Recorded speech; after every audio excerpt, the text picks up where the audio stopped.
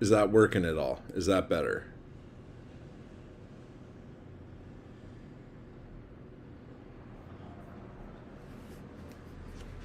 Let's see if this works better. If this works better, then we're good.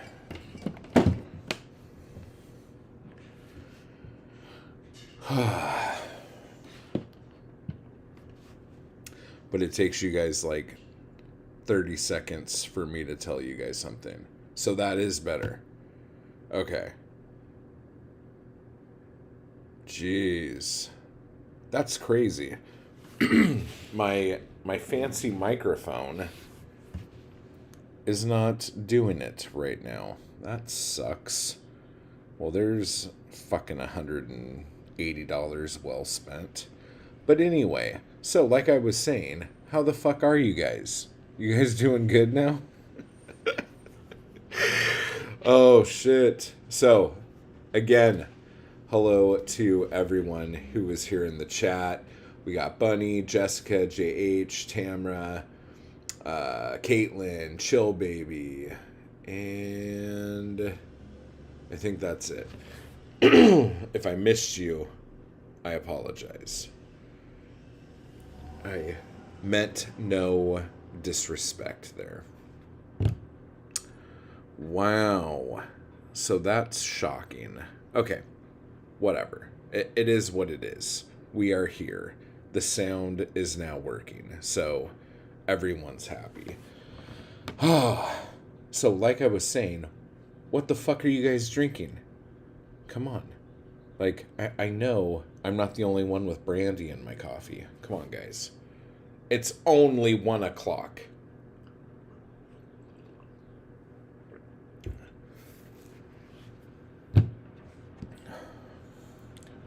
I'm just glad that ended up working out.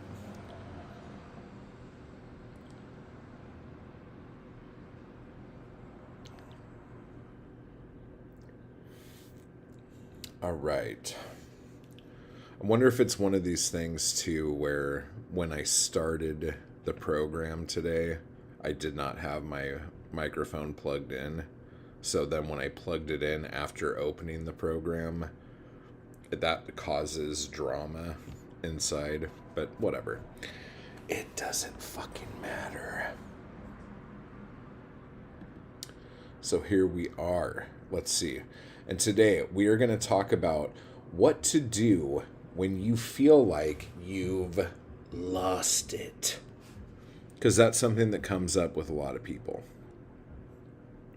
A lot of people feel like they have one story to tell, and then once they tell that story, that there's nothing left inside.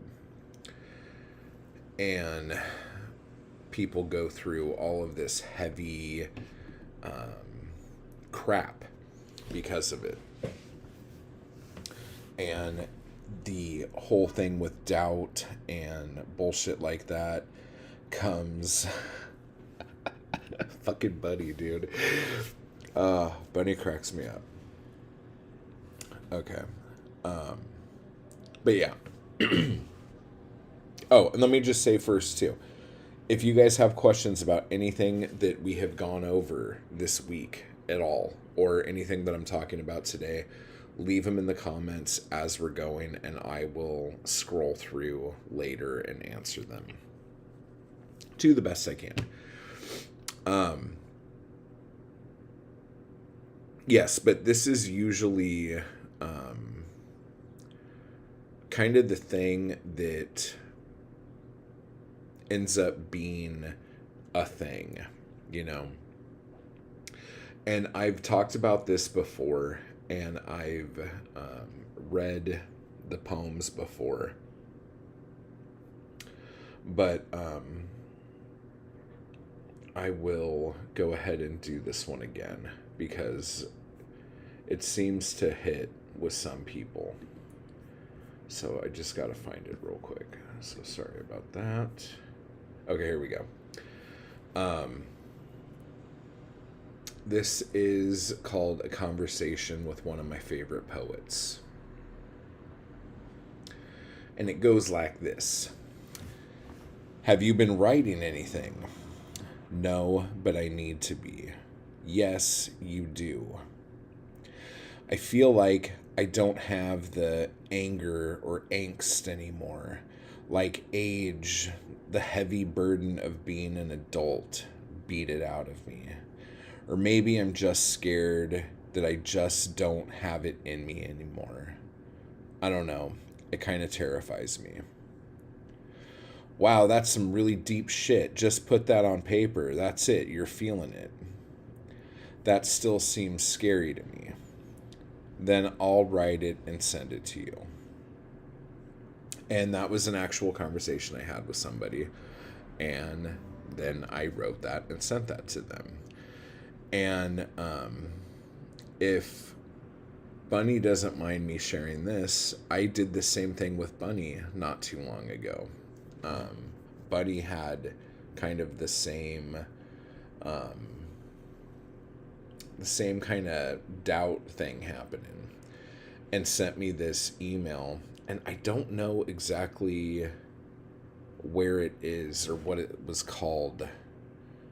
I should have had that up, but Bunny sent me an email saying all of these things that, like, Bunny doesn't have it anymore, or like, I just don't know if I could do this anymore, and all this other stuff.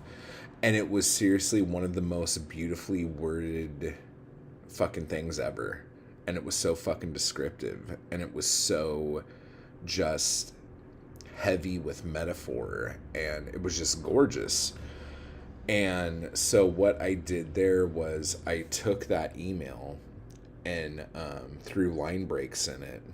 And kind of cleaned it up a little bit.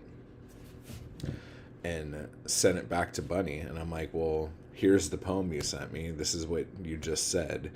And it was fucking amazing, you know? Like, and those were all Bunny's words. Like, that, I didn't add anything to that. I didn't do anything to that.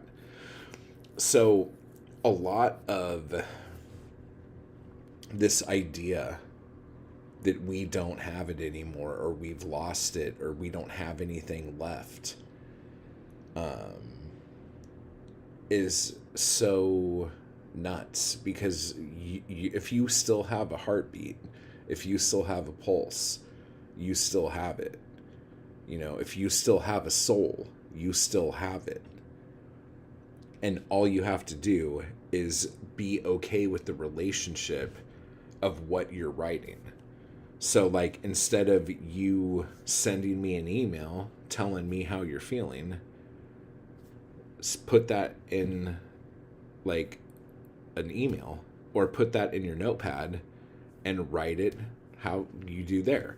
So this is just like one of these things that we're going to do today. Like, one of the prompts is going to be to write me an email telling me exactly how you feel about your writing and your relationship with your writing. And then take that email and throw line breaks in it and make that a poem. So that's going to be like one of the things that we do today. Okay? So whether it's you feel like the world's against you and you don't have a second to do anything, or you have nothing to say and you feel like nothing's happening or anything like that, just write exactly how you feel, like you're sending me an email. And, like, even if you have to say, Matt, this is how I feel in it, do that. But then break that up into a poem. So that is one of those things we're going to do. But one of the things that I want to get at with this is, and this might be a lot easier for people with kids to be able to understand this, and it also might be easy for people who feel like they could really remember how it was like being a child. I know a lot of people kind of block all that shit out, you know. But the difference between being an adult who is a writer and being a kid is that the kid isn't afraid to ask questions.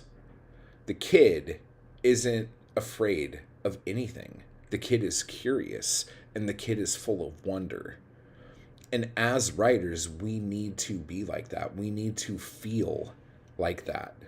We need to be able to drop the pretense of, I don't want to sound stupid, and just ask the fucking question. So, those of you with kids, how many times have you been in a grocery store with your kids, and then your kid is either grabbing his freaking dink because he needs a piss, or fucking yelling like, Mom, Dad, why is that guy so ugly? You know, like, just asking the questions out loud without any fucking hesitation and without any fucking care. You know, you have to go back and think of a time when you said something fucking stupid like that when you were a kid. Like, go back and think about that. Like, when was a time when you said something that you knew embarrassed your parents after you said it? Like, looking back now, think about it. Or think about a time when your kids have done that and write about that. Write that down. Write that poem where you were like, hey, Mom, why does this old lady smell like piss? Why does she smell like pee-pee? You know? These things, this attitude is what being a writer is all about, what being a poet is all about. It's about asking those ridiculous questions and not being afraid to do so. Jesus Christ, if I had the zero fucks attitude that I had when I was a kid with the knowledge of what I have now, dude, I would be fucking unstoppable.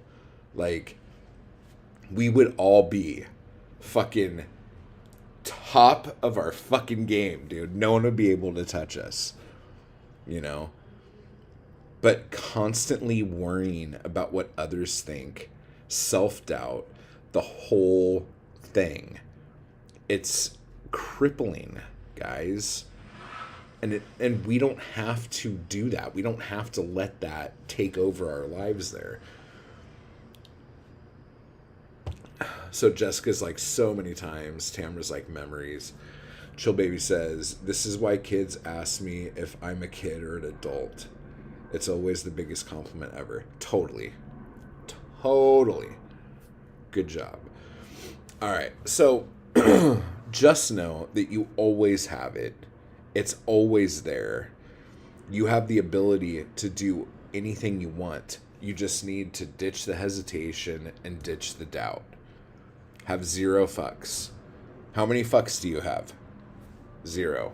When I ask you how many fucks you have, you guys all need to type 0 in the fucking chat. Okay? So I'll sneak that in every once in a while. Okay. So we talked about that a little bit yesterday. And I guess I'll hit it a little bit here too. This is one of those, the difference between readers and writers things, okay? This whole idea about giving zero fucks, this whole idea of not having hesitation, okay? This idea of not having doubt in ourselves. Writers take these things and tear them down. We tear down these walls of bullshit that keeps us from doing the thing we want to do, that keeps us from achieving our dreams. Readers can't do that. They cannot push themselves to do those things. So readers live vicariously through writers who can tear those walls down. Okay? It's like a give and take relationship there. You know what I'm saying? So, just a quick question for all of you guys. How many fucks do you guys have right now?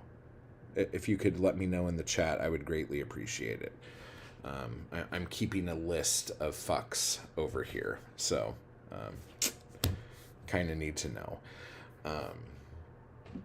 But a lot of this that we are obviously shooting the shiznat about comes back and forth with all of the shit that we've been talking about this week. Like needing permission, being afraid, thinking that like there's nothing new under the sun and there's not enough, there's nothing new out there for you to write about, that you have anything interesting to say about. Let's see. We got 0, 0, 0, 0, 0. Oh my gosh. And now I have this blank piece of paper because I was going to write fucks on it. But there are no fucks. There are no fucks for my paper. So this is great. So not only does Jessica have 0 fucks, but she's pulling kids out of a school bus. Superhero. Jessica is a superhero. Okay. Now, this whole thing about there's nothing new under the sun, this goes back to Ecclesiastes. Okay, this is like some old stuff. So even way back then, in Old Testament biblical times, people knew that there's really nothing new to talk about here. There's nothing new to write about here. Everything that's been done has been done. Okay? They knew it back then. And still, people are coming up with new perspectives on everything that's been done. And that's what makes you so unique and so different. Because you can take something that has been done a million times and use your perception, the observation skills that you have, okay, to be able to get your take on that thing out there, and it will be new and it will be different and it will be interesting. Okay? So I don't want anyone to ever think that I typed that as you said it. What is new? What is new is your perspective. Yes, exactly. Okay? And our perspectives are all different. Our perspectives are all like snowflakes. Not one is the same because we've been raised certain ways. The things that have happened to us in our lives have shaped us in a certain way that makes each of our perspectives completely unique from other people. Okay? Like, every single one of us has a different way of seeing anything. And because of that, and I've said this before too, especially when talking about this, it's really important, and like some of you might think this is silly, but honestly, every once in a while, just love yourself a little bit, okay? You're worth it. You're awesome. You can do it. You have 0 fucks. Everything's fine. But now that we know everything's fine, give yourself some credit. Give yourself a break. Treat yourself, if you will. Do something nice for yourself, okay?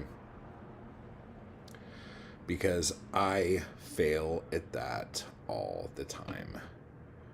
So, me knowing that I fail at that means that probably a lot of other people have problems with that as well. Okay, so let me see. Where am I on here? Now, with this said, okay, we are going to talk about our biggest enemy, okay? Now that we know that we have 0 fucks for everything, okay?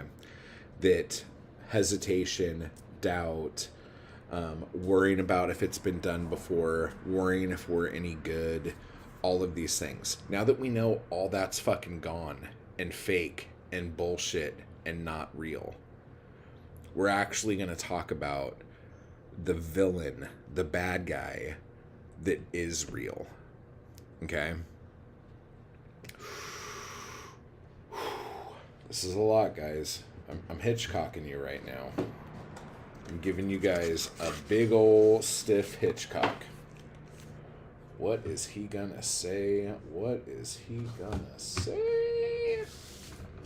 Oh my god. The suspense, it's killing me. Ah. What is it?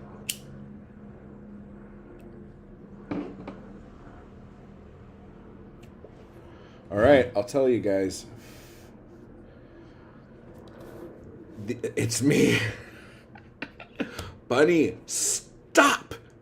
0 fucks, buddy. It is not you. Okay, the only real villain is time. Time. Time waits for no one. Okay? Like, you can put shit off as much as you want. You can say, well, I'll write that book next year. I'll write that book when my life's a little more chill, when I have more room, you know, when I free up some space in this part of the house, you know. I'll do this when you can put all this stuff on hold all you fucking want, but time still ticks. The second hand still moves. The minute hand still moves. The hour hand still moves. Sun goes up, sun goes down. Sun goes up, sun goes down. It never stops. Okay?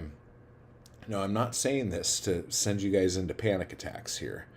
I'm saying this so you know that the only real enemy that you're fighting against never gives up.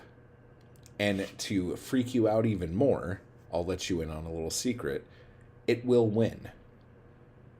Okay? It will win. Time will defeat you in the end. But we don't need to beat time. We just need to get as much as we can in that short amount of time that we have. Okay? So, oh, yes. This is an actual good segue to that. Writing is just like having kids, okay? And as someone who has had children out of my urethra, no, that's not true. But as someone who has raised children, I can say this. But writing is just like having kids. There is never a good time for it. You can say you're going to plan when your kids are going to come, but that never really works out. They come when they come, and your kids give 0 fucks about your life or what you had planned. You know, they're like, I'm here. This is happening now. You have to fucking deal with it. And writing is like that. You come up with as many excuses as you want. But you just have to do it. There's never a perfect time to start writing. There's never a perfect time to start that novel. There's never a perfect time for anything. You just have to do it. Okay? However you can do it, is small little parts that you can. You know? Everyone's busy. Everyone has shit they're doing. Even if this is what a lot of people don't get. And when there's people out there who have like social and mental issues, like the ones I have, let's say, I could, to someone looking in, they might see me and go, dude, you just sit at home all day. Like all day today, you just sat at home. Like, you have all the time in the world to fucking do anything. And that's not true either. Because not only do I do the things that I have to do so I don't fucking die, but the amount of time it takes to mentally prepare myself to do anything takes hours. Okay? So even as someone that looks like doesn't have a whole lot of time to do stuff, or you know what I'm saying, it is hard to find those little windows of time to sit down and just write and go, all I'm going to do right now is write. It's hard for me to even do that. Okay? And honestly,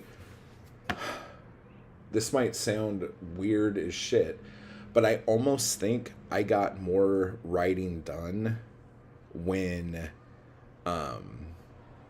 my kids were younger. And I don't know if it was because I was like forcing myself to do it in all the small little times I had, because I never knew if I was going to get another one of those times. But it is true. Like, I was writing a lot bigger pieces.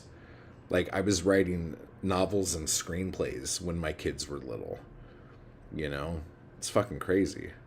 Ugh, the thought of it. Crazy. Anyway, so back to this. So how do we fix this?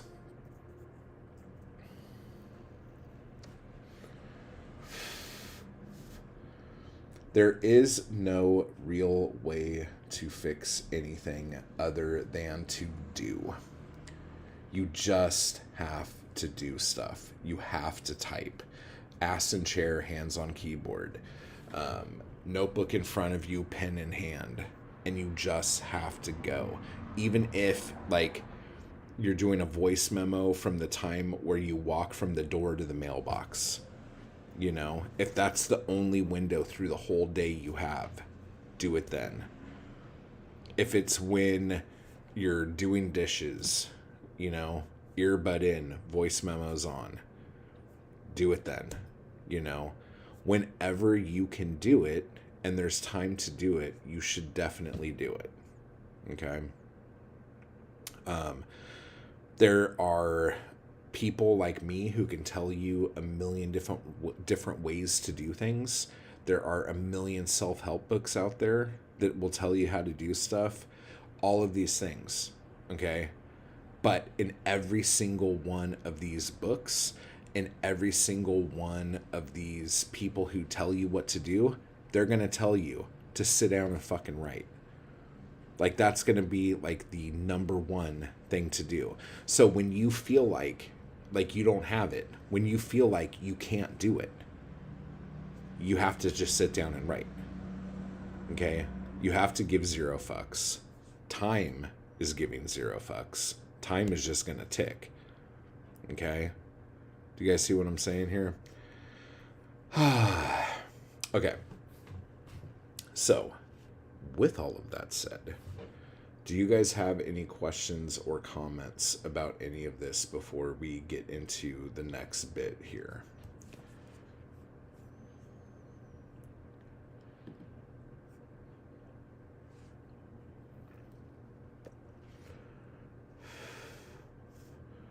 Hey, and while you guys are doing that, I want you guys to remember that if you were to go over to igg.me/@/Yermom, you can back winner of your mom's Sawdoemee prize for poetry, my upcoming book that only has 9 backers at $4.50 and only 9 days left. This is getting scary, guys. I'm terrified. So, back to this now.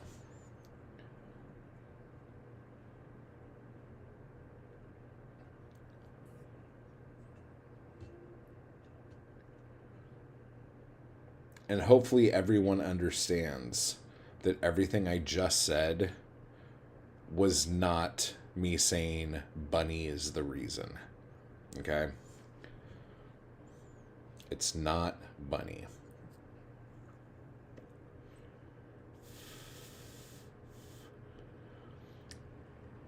Chill Baby says, when I feel burnout, I do a different creative thing like cross training. You've maxed out that muscle, so let it rest and stretch other creative muscles and come back to it.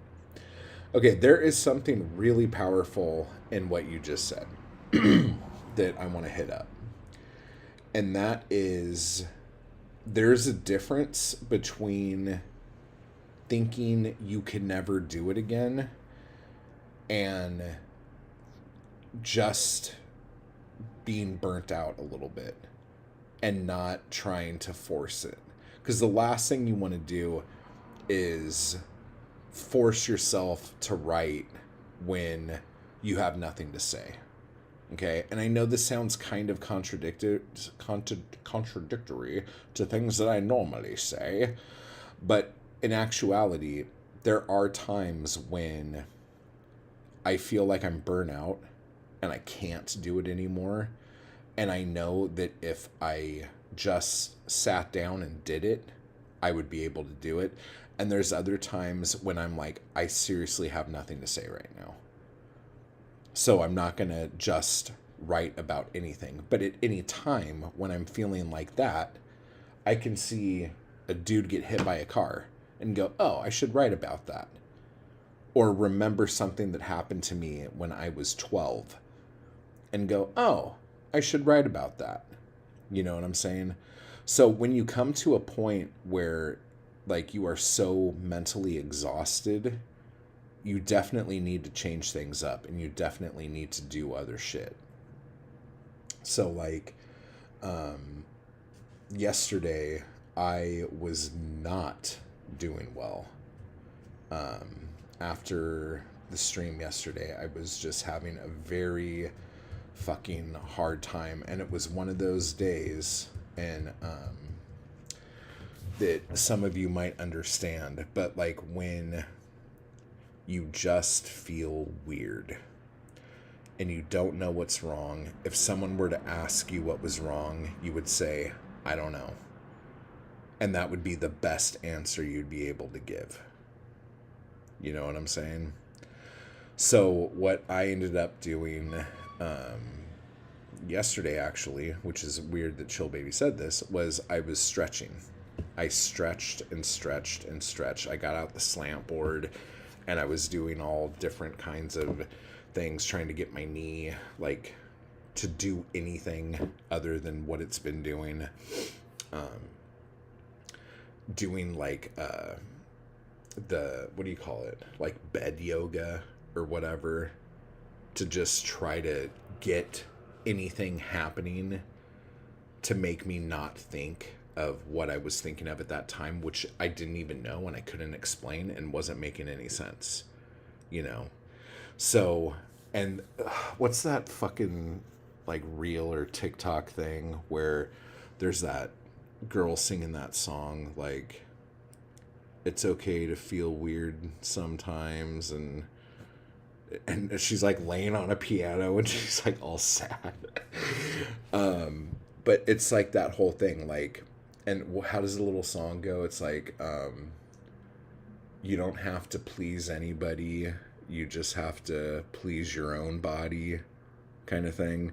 Like that whole deal. Like I seriously just needed a fucking I don't know, like I needed like a me night, you know, where I didn't think about anything, I didn't do anything, I didn't have any fucking thought in the world about anything, because anytime I started thinking about me, it like turned to doom, like immediately. You know what I'm saying? So when you have those, just ride those out. Yeah, you've seen that. Yeah. Just write those out. And if it's helpful to write through those things, then write through those things, you know? But just like every fucking contradictory thing I ever say here, if you don't feel like doing it, don't fucking do it. Okay? So there's that. Bunny said, I have to stop thinking about Buke. He said something like Shapiro was good early and then forgot how to write. So I keep wondering why the hell. Well, he said that about a lot of people. He said that about Hemingway. He said that about Sherwood Anderson, you know? And I think a lot of that, this is going to be like Bukowski blasphemy right now. But like, I think this is pretty legit. A lot of that is what you got to understand here is that when Bukowski first found these people, when he was younger, he read them and thought, oh my God, this is it. This is the way. This is fucking amazing. Oh my God. And that feeling of astonishment and wonder, he was hoping he would get the next time he went to that writer for another book. And he never would get that again from anyone. So just like how Bukowski loved Journey to the End of the Night by Celine, but then hated everything else Celine did. Bukowski loved Notes from the Underground, but then each other book that Dostoevsky put out, he liked less and less and less. So by the time he's middle-aged, he doesn't like anything, because nothing gave him that feeling again that he got when he was young, where he wanted to do this thing, where he wanted to fucking like blow the minds of everyone. You know, it's just like, I don't know another way of saying it. Like he got his cherry popped, you know, and the magical mystery of what sex is going to be like was never going to be there again, because now he knew. You know what I'm saying? Totally. You can say that about musicians too, Dylan, Weezer, etc. Yeah, for real. I mean, how many of us like heard an artist and we discovered them on their first album, okay? And we were just like, oh my God, this is so amazing, this is so good, blah, blah, blah, blah, blah, blah, blah, blah, blah. And then as each subsequent album comes out, it's like, there will be very few occasions where like someone will come out with like their fifth album and you've been following them since the beginning, and you think that that fifth album is the best thing they've ever done. You know, it does happen. I'm not saying it doesn't, but it's fucking rare. So back to how all of this came up. Bunny, don't like internalize that thing that Bukowski said about Shapiro. Okay? That's not everybody, and that doesn't mean that you are going to have this thing happen. And here's another good example about this. This really only happens to people who've been following someone for a long time. Now, they're always going to love that artist, okay, because of the emotions that they have tied into that one album, the nostalgia they have tied into that one album, okay? They'll always support that person. They might not like everything that comes out after that. But here's a really good example of this. Since you said Weezer, I remember when the Blue album came out, and it was fucking awesome. I fucking loved it. I thought it was great. It was the coolest thing ever. My kid found Weezer when Weezer covered Africa by Toto. Okay? And so that album is now, to my kid, the Blue album for me. Does that make sense? Do you guys see where I'm going at? Like, nothing will ever be as great as that album is to my kid. Like, no other Weezer album will ever fucking blow my kid's mind like that. Do you guys see what I'm saying? Let me know if you're picking up what I'm putting down, guys. This is kind of a lot. Getting all fucking metaphysical and stupid over here. I saw the rains down in Africa.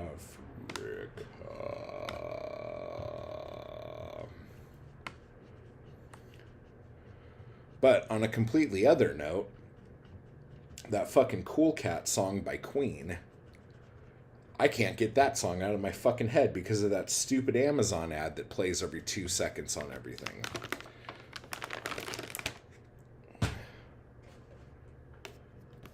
Ah, what happened there? I didn't even know that was Queen when I first saw that commercial. I've been listening to Queen, but I've only been listening to a couple Queen albums that I really liked. Ugh. 'Cause you're a cool cat. I seriously thought it was some, like, new hip disco song that I don't know about. Why is Everyone Blue album is the best album? I think it depends on where you were when you first heard Weezer. Okay? Like, I was the perfect age for that Blue album to come out. And I was old enough to remember Happy Days being in syndication. So when they had the Buddy Holly video, was it the Buddy Holly video or was it the sweater video? I don't remember.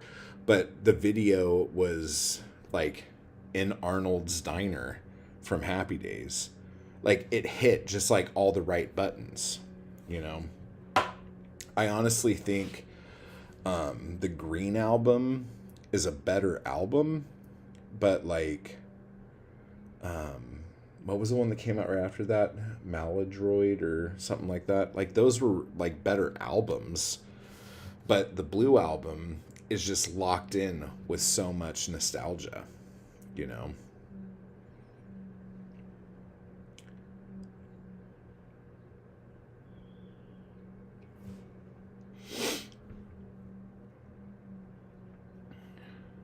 Oh, why is Everyone's Blue album the best album? I misread that. Let me see. Chris Isaak's Forever Blue is his best album. I'll tell ya. I'm trying to think if there's another Blue album that's really good. The first Smiths album's kind of blue, and that's really fucking good.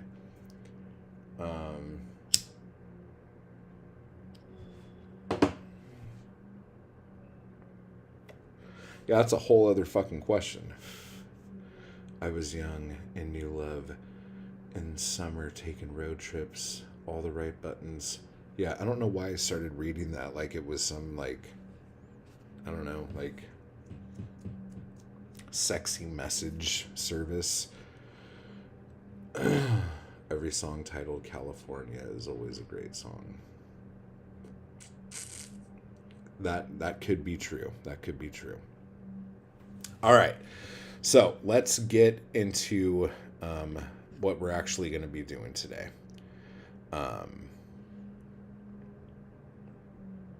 Yeah, I think we're going to do that. I think we're going to write here for a minute or two. I want you guys to do that thing that we were talking about.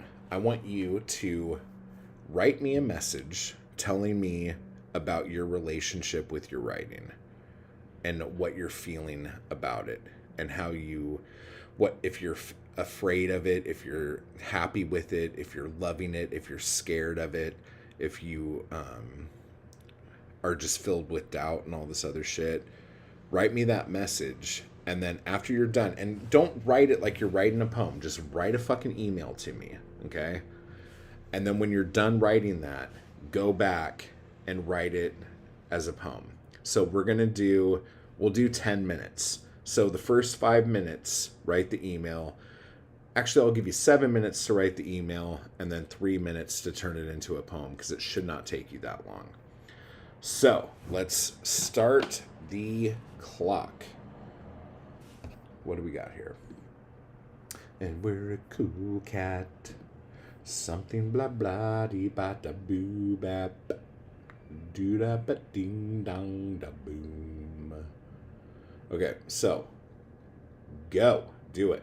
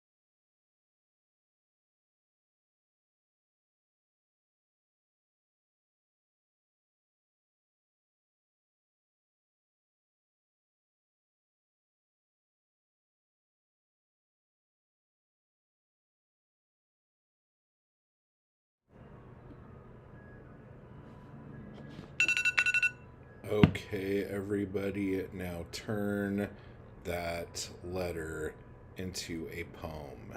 You got 3 minutes.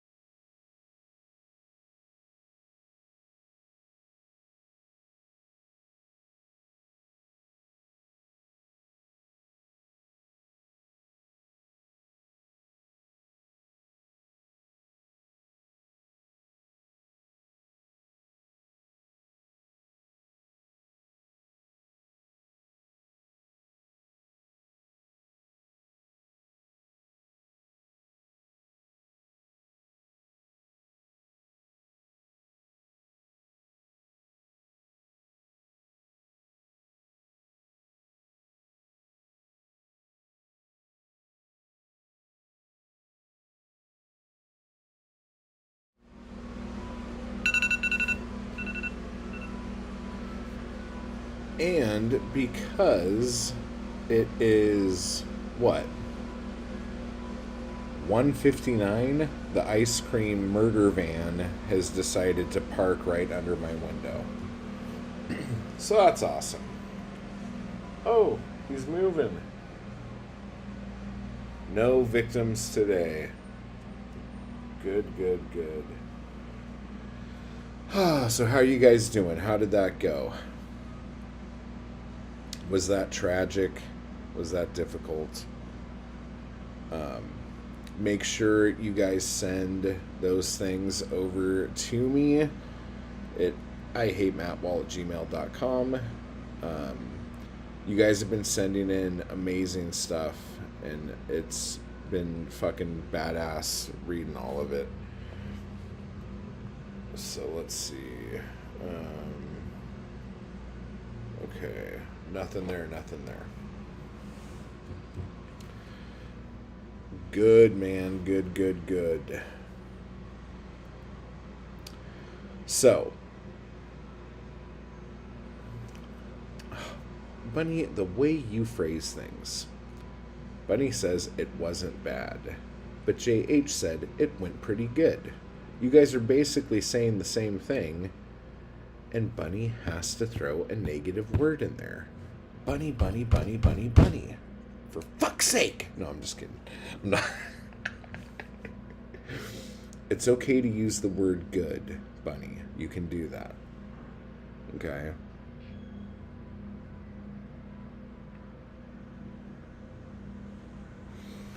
I'm just giving you a hard time.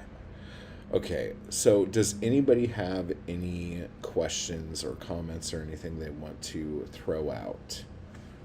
Now's the time to do it into the chat. What I'm going to say is make sure you guys are all here tomorrow, because tomorrow we are doing the endless poem where you are going to write a book in one sitting. It is possible. And if you are digging this at all and you are not already in the Anarchy crew and would like more of stuff like this, hit the join button, hit the Anarchy crew, and there's over 100 videos of things like this. Buddy, I know.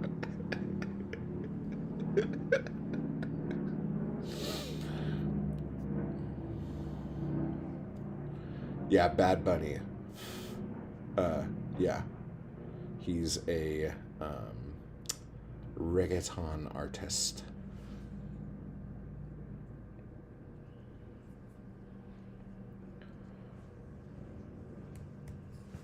All right. So, with all of this said, I hope you guys got something out of today. I did, so that's cool.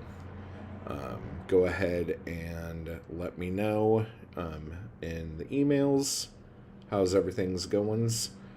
And other than that, I guess I will just see you guys all tomorrow for the end of this week-long bit of madness, and everything will be amazing. So I'll see you guys tomorrow for the endless poem, okay?